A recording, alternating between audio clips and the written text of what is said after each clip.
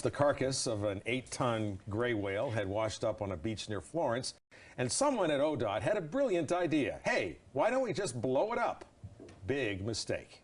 But that's exactly what they did, November 12th, 1970.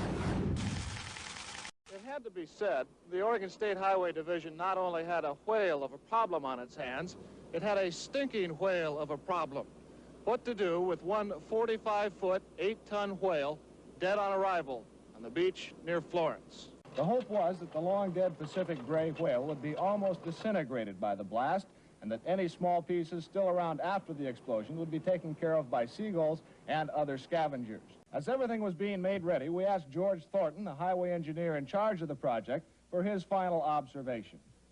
Well, I'm confident that it'll work. The only thing is we're not sure just exactly how much explosives it'll take to disintegrate this thing, so the scavengers, seagulls and crabs and whatnot can clean it up. About 75 bystanders, most of them residents who had first found the whale to be an object of curiosity before they tired of its smell, were moved back a quarter of a mile away.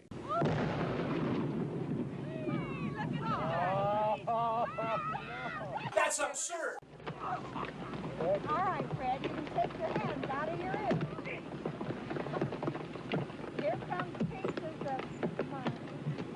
Our camera stopped rolling immediately after the blast. The humor of the entire situation suddenly gave way to a run for survival as huge chunks of whale blubber fell everywhere.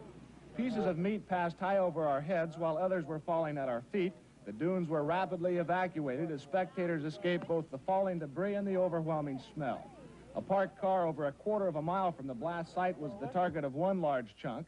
The passenger compartment literally smashed. Fortunately, no human was hit as badly as the car. However, everyone on the scene was covered with small particles of dead whale. As for the success of the effort, well, the seagulls who were supposed to clean things up were nowhere in sight, either scared away by the explosion or kept away by the smell. That didn't really matter. The remaining chunks were of such a size that no respectable seagull would attempt to tackle anyway. It might be concluded that should a whale ever wash ashore in Lane County again, those in charge will not only remember what to do, they'll certainly remember what not to do.